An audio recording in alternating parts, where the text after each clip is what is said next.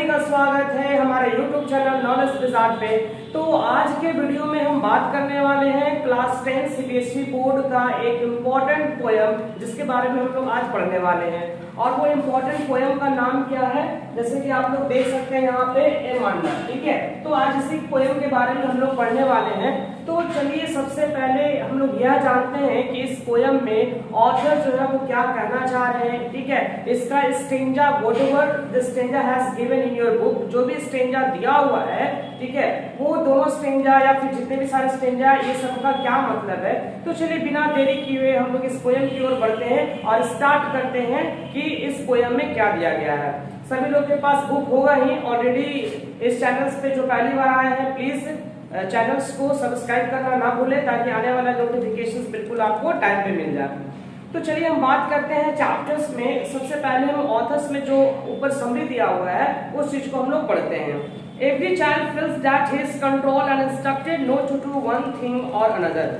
प्रत्येक बच्चा जो यह फील करता है या वो अच्छी तरीके से जानता है कि he has control that what to do and what not to do, कि वह क्या करे क्या ना करे। आप लोग अच्छी तरीके से जानते हैं कि पेरेंट्स की तरफ से भी बच्चों पे काफी ज्यादा बर्डन रहता है, काफी ज्यादा दबाव रहता है कि उसे क्या करना चाहिए और क्या ना करना चाहिए। समटाइम्स क्या होता है ना कि कभी कभी बच्चों के फ्रीडम्स को कट कर दिया जाता है, उसको छीन लिया जाता है, ऐसा बच्चे सोचते हैं। अगर मान लिया कि सपोज दैट पेरेंट्स मना कर रहे हैं किसी बात को करने के लिए, तो बच्चों को, चिल्ड्रन को ऐसा फील होता है कि अरे ये मेरी जो फ्रीडम है उसको क्या किया जा रहा है, छीन लिया जा रहा है। तो इसी चैप्टर से रिलेट जो है हम लोग जो भी अल्टरनेट स्टेंजा दिया हुआ है, चलिए तो उसी के बारे में हम लोग स्टडी करते हैं कि क्या है दिया हुआ, क्या नहीं दिया हुआ, और पेरेंट्स हमें कौन सी बातों को करने के लिए अलाउ करते हैं और कौन सी बातों को करने के लिए अलाउ नहीं करते हैं। तो देखिए यहाँ पे जो भी स्टेंजा दिया हुआ है, इस स्टेंजा में जो कन्वर्सेशन है तो वो कन्वर्सेशंस एक मदर और एक डॉटर के बीच होती है ना, एक माँ और उसकी बेटी के बीच में कन्वर्सेशन होती है।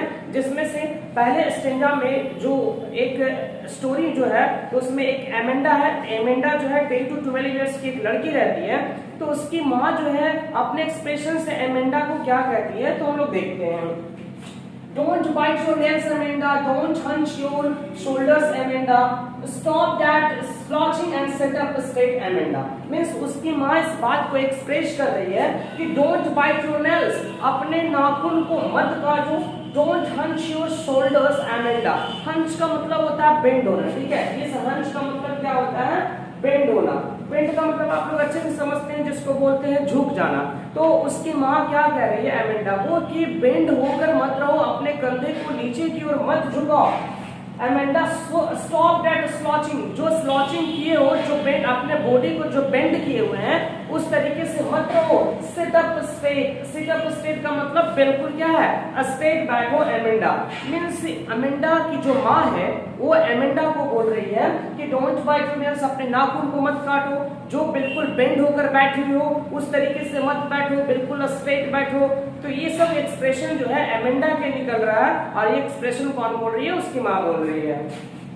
तो चलिए ये एक्सप्लेनेशन साइन हो गया। चलिए अब हम नेक्स्ट की बात करते हैं, जो कि बहुत ही ये वाला जो आप देख रहे हैं, ठीक है, ये वाला स्टेंजा जो कि क्या है, पहले उसकी माँ बोल रही थी ये स्टेंजा। अब ये जो सेकंड स्टेंजा है ये एमेंडा का एक्सप्रेशन है कि एमेंडा क्या बोलती है। ठीक है, क्योंकि एमेंडा भी काफी ज्यादा फ्रस्ट्रेट हो जाती है। बार बार अगर कोई भी बात को लेकर के अगर पेरेंट्स बहुत ज्यादा नॉक करता है तो कोई भी बच्चे काफी ज्यादा इरिटेट हो जाते हैं या फ्रस्ट्रेट हो जाते हैं।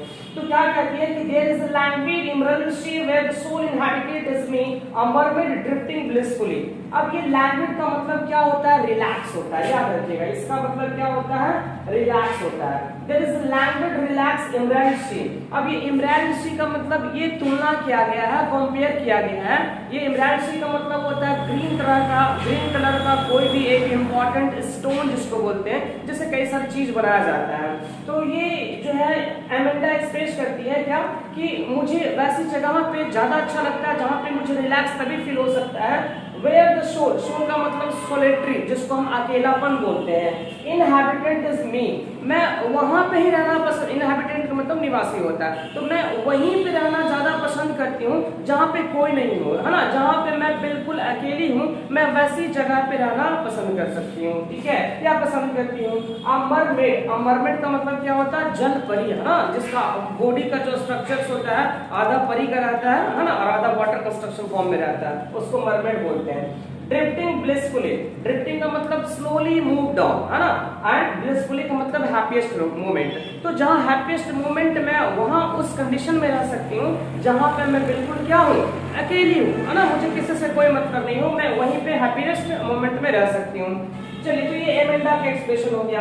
फिर क्या कहती है उसकी माँ, कहती है यानी बार बार उसको टॉर्चर करें। देखिए, पेरेंट्स बच्चों को डांटते हैं, ये अच्छी बात है, कहीं ना कहीं उसकी भलाई के लिए डांटते हैं, लेकिन अगर बच्चे को बहुत ज्यादा बर्डन करते हैं, अरे तुम ये काम करो, अरे तुम वो काम करो, भाई तो अगर हम एक ही दिन में बहुत सारी चीजों को अगर हम बच्चों को बोलते हैं तो वो फ्रस्ट्रेट हो जाते हैं, जो कि ऐसा नहीं करना चाहिए। पेरेंट्स बोलते हैं ये अच्छी बात है कि अपने बच्चे के लिए भलाई के लिए बोलते हैं, लेकिन थोड़ा थोड़ा समय दे करके, क्योंकि समय जो है हर चीज को बदल देता है। अगर समय से हम हर चीज को सिखाएंगे तो बच्चे ऑटोमेटिकली सीखेंगे, उसको बर्डन दे करके नहीं।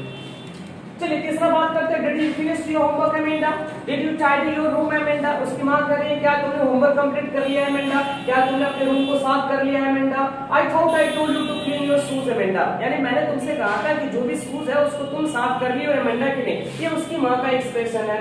तो अब वो क्या बोलती है अमेंडा, इस बात पे जवाब देती है कि I M N orphan roaming the street, यानी मैं एक ऑर्फन की तरह हूँ। ऑर्फन का मतलब क्या होता है बच्चों, ऑर्फन का मतलब अनाथ। मैं एक ऐसा ऑर्फन हूँ, अनाथ हूँ, जो कि एक स्ट्रीट में रोम कर रही हूँ, भटक रही हूँ, है ना, किसी गलियों में भटक रही हूँ। आई पटल soap dust with my used bear foot, ठीक है, यानी मैं न्यूड पैर, जिसको बोलते हैं बेयर फुट, नंगे पैर जो है एक सॉफ्ट डस्ट में कुछ पैटर्न बना रही हूँ, है ना, कुछ पैटर्न बना रही हूँ। And the silence is golden, क्योंकि तो उसको अकेला रहना पसंद है, तो वो साइलेंस का तुलना किया गया है गोल्डन से, और फ्रीडम का कंपेयर किया गया है किससे, स्वीट से किया गया है। फिर उसकी माँ फिर मतलब उसको टोकती है, उसको फिर नॉक करती है, क्या कहते हैं कि don't eat that chocolate Amanda, Amanda chocolate मत ज्यादा मत खाओ, और चॉकलेट खाना भी नहीं चाहिए ज्यादा, सेहत के लिए हानिकारक होता है। रिमेंबर योर एक्ने अमेंडा, ठीक है, and will you please look at me when I am speaking to you Amanda, यानी जो भी बातचीत मैं आपसे कह रही हूँ, ठीक है, उसकी माँ उसको एक्सप्रेस कर रही है, क्या तुम इस बात को सुन रही हो, क्या तुम मेरी बात को गौर कर रही हो, ठीक है। तो ये सब चीज जो है, यानी एक माँ और एक बेटी के बीच में कन्वर्सेशन होता है, जहां पे एक माँ कई सारे बातों को टॉर्चर करती है, बर्डन देती है, और अमेंडा उस चीज को रिप्लाई करती है। तो यहाँ पे हम लोगों ने देखा, क्या देखा स्टोरी में, कि ठीक है माँ जो है अपने बच्चों को बोल सकती है, ठीक है, माँ नहीं बोलेगी तो कौन बोलेगी, डेफिनेटली सी बात है, लेकिन किसी भी बात को करने के लिए या कहने के लिए बार बार नॉक करना जो है, कहीं ना कहीं एक डिप्रेशन मोड में लेकर चला जाता है, कहीं ना कहीं और ज्यादा अपसेट कंडीशंस में लेकर चला जाता है, और बच्चे उस चीज को समझते हैं क्या, कि हमारे फ्रीडम्स को जो है वो कैलकुलेट कर दिया गया है, वो छीन लिया गया है। तो देखिए लास्ट का 2 पैराग्राफ 2 स्टेंजा और बचा हुआ है, ठीक है, चलिए इस चीज को हम देख लेते हैं, और यहाँ ऑलरेडी दिया हुआ है, देख लीजिएगा। I am Rapunzel, I have no care, life in a tower is tranquil and rare, I will certainly never let down my bright and stop that। चलिए पहले सब समझते हैं कि यहाँ तक मतलब क्या है। ये बहुत ही ज्यादा इंपॉर्टेंट स्टेंजा है, जिसको समझना बहुत ज्यादा जरूरी है। इस पूरे पोयम में यही एक स्टेंजा है जहां से पूरा आपका क्लियर होगा। समझते हैं कि हमारा रैपुंजल क्या, ठीक है। आप रैपुंजल हम एक शॉर्ट में बताते हैं, क्योंकि ये बहुत बड़ी स्टोरी है। अगर बहुत बड़ी स्टोरी जानना होगा तो आप देख सकते हैं, गूगल वगैरह में आप खुद सर्च करके देख सकते हैं। यहाँ पे सिर्फ आप ये दिमाग में रखिएगा कि एक रैपुंजल से एक छोटी लड़की रहती है, बच्ची रहती है, एटलीस्ट 10 से 12 साल, अमेंडा की तरह ही वो लड़की रहती है, जो कि इस स्टोरी में क्या बताया गया है कि रैपुंजल नाम की एक लड़की को एक बिच, एक डाइन जो है, उसको एक टावर में जो है क्या करके कैद करके रखती है। जैसे मान के चलो कि ये हमारा टावर है, ठीक है, टावर है, इस टावर के ऊपर जो है वो क्या है, इस रैपुंजल नाम की जो 10 से 12 इयर्स की जो है लड़की है, उसको बांध करके रखती है। और इसका कंटेंट ये है कि रैपुंजल्स की जो लड़की है उसके जो हेयर रहते हैं, ठीक है, उसका जो हेयर रहता है, बाल रहता है, वो पूरा क्या करता है, अर्थ के सरफेस को टच करता है। यानी इसका मतलब क्या होगा कि बहुत लंबा बाल रहता है, और जो बीच जो उसको कैद करके रखती है वो क्या करती है कि इसके बाल से ही ही जो है उसको पकड़ करके उस टावर पे क्या करती है, चढ़ती है। तो रैपुंजल का मतलब वो हुआ, ठीक है। तो क्या कहता स्टोरी में कि I am Rapunzel, I have no care. अगर मैं रैपुंजल होती तो मुझे किसी का केयर करने की जरूरत नहीं पड़ता, मुझे कोई टेंशन ही नहीं होता। Life in tower is tranquil and rare. Tranquil का मतलब यहाँ पे मैंने लिखा है रिलैक्स लाइफ। मैं बिल्कुल यही टावर पे आराम से बैठी हुई रहती और मेरा लाइफ बिंदास एकदम ऐसे ही चलता रहता। मुझे किसी तरह का कोई मुझे बार बार नॉक नहीं करती, है ना। जैसे कि उसकी माँ उसको बार बार नॉक कर रही थी, ठीक है, डिप्रेट कर रही थी कि हाँ भाई तुम ये करो, तुम चॉकलेट मत खाओ, तुम ये मत करो, तुम वो मत करो, जिसके कारण उसे काफी ज्यादा ऑड फील होता था, ठीक है। तो वो क्या कह रही है कि मैं बिल्कुल टावर पे रहती, मुझे किसी तरह का कोई दिक्कत नहीं था, बिल्कुल ट्रैंक्विल लाइफ जीती, बिल्कुल रिलैक्स लाइफ जीती। I will certainly never let down my bright. मैं कभी भी नीचे उतर कर नहीं आती, ठीक है, मैं कभी भी नीचे उतर कर नहीं आती, मैं बिल्कुल उसी टावर पे आराम से रिलैक्स करती रहती, बैठी रहती।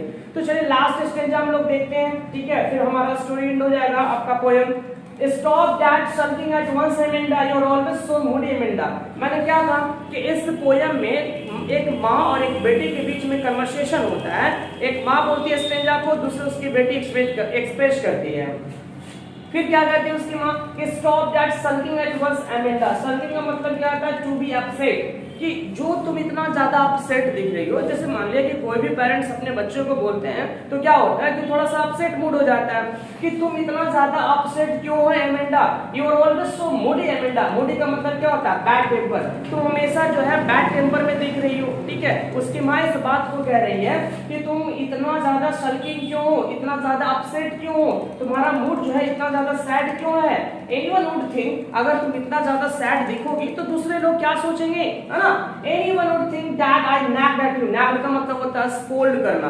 दूसरे कोई क्या सोचेंगे कि शायद मैंने तुम्हें डांटा है, ठीक है। तो इतना ज्यादा उदास होने की तुम्हें जरूरत नहीं है। तो ये हमारा यहाँ पे पोएम खत्म होता है, लेकिन लास्ट में हम आपको ये जरूर कहना चाहेंगे समरी में एक कंक्लूजन इसका पार्ट क्या है पोएम का, कि ठीक है माँ बाप बच्चे को बोले, ठीक है, क्यों नहीं बोलेंगे भाई, ठीक है। अगर आप पढ़ते लिखते नहीं है तो क्यों नहीं बोलेंगे, लेकिन सवाल यहाँ पे ये है कि किसी भी काम को करने के लिए समय के हिसाब से बोलिए। अब ये नहीं कि एक दिन में हम उसे बार बार फोर्स कर रहे हैं, तुम ये काम करो, तुम वो काम करो, तुम चॉकलेट मत खाओ, तुम यहाँ नहीं जाओ, तुम वहां नहीं जाओ। तो ऐसे क्या होता है कि बच्चों पे बहुत ही ज्यादा बैड इफेक्ट पड़ता है, जिसके कारण कभी कभी ऐसा भी सिचुएशन आ जाता है कि बच्चे डिप्रेशन मोड में चले जाते हैं। हाँ, ये चीज को हमेशा ध्यान में रखें कि समय के अनुसार जो है बिल्कुल बच्चे भी उस चीज को एडॉप्ट कर लेते हैं, ठीक है। और एडॉप्ट कर लेते हैं तो फिर कहीं दिक्कत नहीं होता है। तो हमेशा इसका कंक्लूजन ये निकलता है कि टाइम के अनुसार पेरेंट्स को भी समझना चाहिए और बच्चे को भी समझना चाहिए कि हमारे पेरेंट्स हमारे लिए क्या बोल रहे हैं,